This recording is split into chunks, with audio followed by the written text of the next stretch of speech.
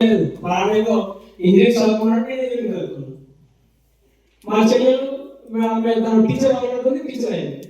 మా తమ్ముడు doctor అవ్వాలనుకున్నాడు, doctor అయ్యాడు. నాకు తెలియదు బాగా చదువు అంటే చదువుకున్నాను అంతే. అప్పుడు ఎందుకంటే మాకు మా ఫాదర్స్ మా పేరెంట్స్ కూడా చదువు విలువ చెప్పారు, కానీ చదువు ఇలా చదివితే అలా ఉంటుందని నాకు ఎవరు చెప్పలేదు.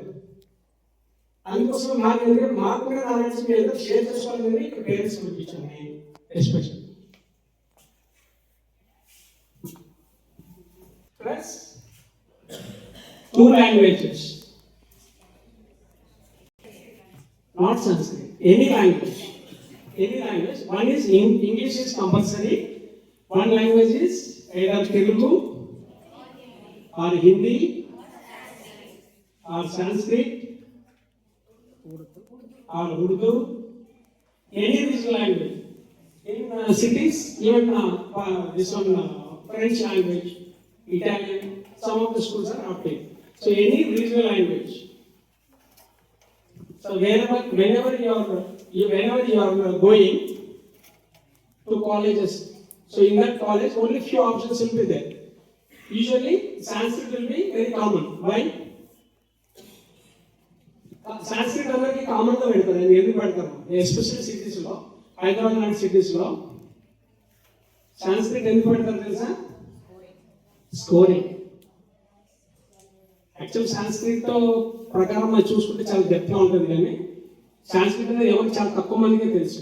అందుకోసమని సాంస్క్రిట్ ఏదో పెడితే వాళ్ళు ఏదో చదువుతారు, లేదా రాస్తారు, అందరికి 95 పైన మార్క్స్, 95, 96, 100.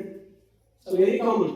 అక్కడ అంటే మనం ఏమి లేకుండా, అంటే మన ఎఫర్ట్స్ ఎక్కువ లేకుండా మార్కులు రావడానికి సాంస్క్రిట్ ఆప్ చేస్తారు. ఎక్కువ చైతన్య నారాయణ కాలేజెస్ అంటే కార్పొరేట్ కాలేజెస్ ఏమైతే ఉన్నాయో అవి యూజ్ చేస్తాను. నేను చదువుకునే టైంలో నాకు హిందీ అయితే ఇంట్రెస్ట్ ఉంది, ఎందుకంటే మా అన్న ఫ్రెండ్ కానీ హిందీ టీచర్ ఉంది. ఆయన మా 10th క్లాస్ అడిగారు, ఎందుకంటే నేను చదువుకునే పల్లెటూరు గవర్నమెంట్ స్కూల్లో. ఆయన మాకు అప్పుడు సాంస్క్రిట్ ఉంటుందని కూడా మాకు తెలియదు, అసలు టౌన్స్లో అసలు సాంస్క్రిట్ ఉంటుందని తెలియదు. మా ఊళ్ళో కాలేజీ లేకున్నప్పుడు నేను కర్నూలులో ఇంటర్మీడియట్ చేశాను. మాకు 10th క్లాస్ ఆయన ఒక్కడే అడిగాడు, అరే నెక్స్ట్ టైం మీరు ఇంటర్మీడియట్ మాకు ఇట్లా చెప్పినట్టు చెప్పాడు ఆయన. ఇంటర్మీడియట్లో ఒక లాంగ్వేజ్ చేయాలా, మీరు తెలుగు తీసుకుంటారా హిందీ తీసుకుంటారా అడిగాడు ఆయన. రెండే, అప్పుడు మాకు తెలిసింది రెండే అడిగాడు, తెలుగు హిందీ. మేము చాలా మంది తెలుగు ఉన్నారు, కొంతమంది హిందీ అన్నారు.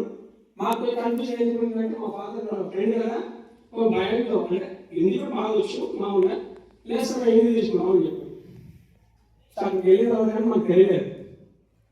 హిందీ కొద్దిగా టఫ్గా ఉంటుంది, ఎందుకంటే ఇంటర్మీడియట్ వరకు స్టాండర్డ్ కొంచెం ఎక్కువగా ఉంటుంది. 10th క్లాస్ చదివేంత ఒకటి ఉంటుంది, కానీ అప్పుడు సాంస్క్రిట్ మాకు ఉందని మాకేం తెలియదు, మాకు ఎవరు చెప్పలేదు. తెలుగు కానీ కొన్ని హిందీ అది రెండే ఆప్ చేసాం, మేము హిందీ తీసుకున్నాం. సో నాకు 80% అందుకని ఇప్పుడు కూడా రైటింగ్లో కానీ మాట్లాడడంలో కానీ I'm perfect in Hindi. Okay, so ఇది సాంస్క్రిట్ అనేది వెరీ కామన్. అందరు ఇక్కడ ఉన్న పేరెంట్స్ చాలా మంది అందరూ హైదరాబాద్ పోవాలనుకుంటారు కాబట్టి, so Sanskrit is common. So English is compulsory. So any local languages, Telugu or Hindi or Sanskrit or Urdu whatever it may be.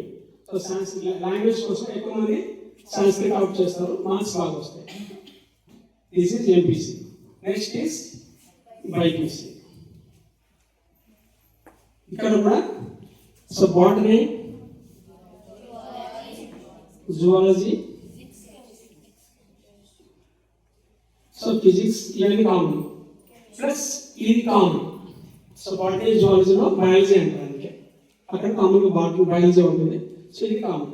So next is CEC, civics, commerce. So civics, economics and commerce. ఎవరైతే arts గ్రూప్లో వెళ్ళాలనుకునే వాళ్ళందరికీ కూడా CEC. So commerce, economics and commerce, civics and economics, economics and commerce. So language అనేది అన్నిటికీ common. Next is HEC. So ఇవన్నీ కూడా మామూలుగా group subjects వేరే ఉంటాయి కాబట్టి ఇవన్నీ ఆర్ట్స్ సబ్జెక్ట్స్ అంటారండి, ఆర్ట్స్ సబ్జెక్ట్స్. So CEC